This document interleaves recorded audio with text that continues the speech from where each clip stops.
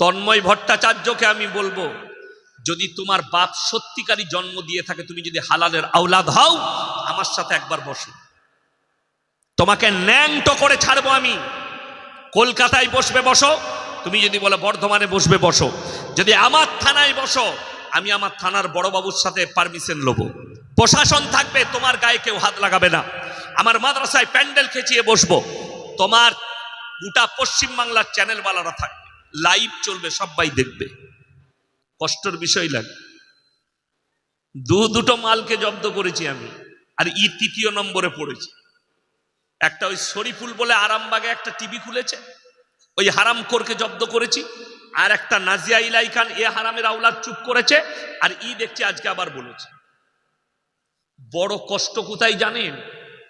কুকুর দুটো কন্ডিশনে চিল্লায়। কটা কন্ডিশনে বললাম? কটা? দুটো। যখন কুকুর পাগল হয়ে যায় তখন চিল্লিয়ে বেড়ায়, আর দ্বিতীয় নম্বর, মালিক যদি পেছনে দাঁড়িয়ে থাকে তখন চিল্লায়।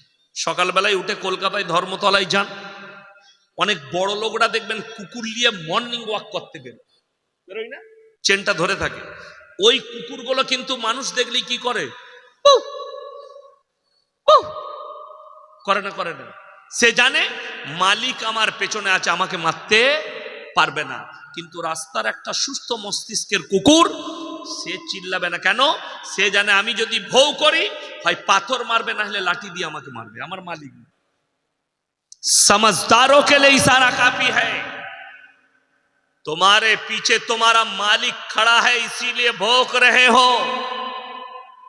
या तो तुम पागल हो चुके हो, या तुम्हारे पीछे तुम्हारा मालिक खड़ा है। আমাদের দেশে ভাইরাল হতে পারবে জানেন কেউ যদি নবীজিকে গালি দেয়। আমাদের দেশে কোরআনকে গালি দিলে বডিগার্ড পাওয়া যায়, তা না হলে তসলিমা নাসরিনের মতো হারামের আওলাদ বাংলাদেশ থেকে এসে এইখানে জায়গা পেত। ওর থেকে বড় ঘুষপেটিয়া ভারতে কেউ নেই। ভারত সরকার ঠাঁই দিয়েছে তাকে। দুঃখ লাগে, আমার বেদনা লাগে যে প্রতিনিয়ত রসুলের বিরুদ্ধে বলছে, কোরআনের বিরুদ্ধে বলছে, আর আমাদের দেশের কিছু শিক্ষিত লোক বলছে তসলিমা নাসরিন একজন ভালো লেখিকা, শিক্ষিত। যে বলছে ভালো লেখিকা তারও জন্মের ট্রাভেল আছে। কেন বলুন তো? আমি প্রমাণ দিয়ে যাব। বইটার নাম লজ্জা, লেখিকা হচ্ছে তসলিমা নাসরিন। বইয়ের নাম কি বললাম? কথা বলেন। লজ্জা, লেখিকা হচ্ছে তসলিমা নাসরিন। এই বইয়েতে লিখেছে, আমি আমার মাকে আমার চাচার মশারিতে দেখেছি। এ নিজে লিখেছে। তাহলে যার জন্ম যার চাচা দিয়েছে, সে হালালের আওলাদ না হারামের? হারামের। তাকে কি করে ভালো লেখিকা বলছে? আমার ভাই, সবাই হাত তুলে বলুন কোরআনকে বিশ্বাস করি। সকলে জোরে বলুন ইনশাআল্লাহ। এরপর বলে দিই, আল্লামা ইকবাল লিখেছেন, ইস ঘর কো আগ লাগি ঘর কি চিরাগ সে। মুসলমান, তোমরা নিজেদের ঘরে নিজেরা আগুন ধরিয়েছ, অপরকে গালি দিয়ে লাভ নেই। চলুন আপনাকে আমি প্রমাণ দেই। ভারতে বর্তমানে যদি 30 কোটি মুসলমান থাকে, এর মধ্যে 10 কোটি মুসলমানের ঈমান আছে কিনা এটা সন্দেহ না। যদি বলেন আমি 24 পরগনায় প্রমাণ দিয়ে যাব, আমাকে দাওয়াত দেন আর না দেন, আপনাকে হকটা শুনতে হবে।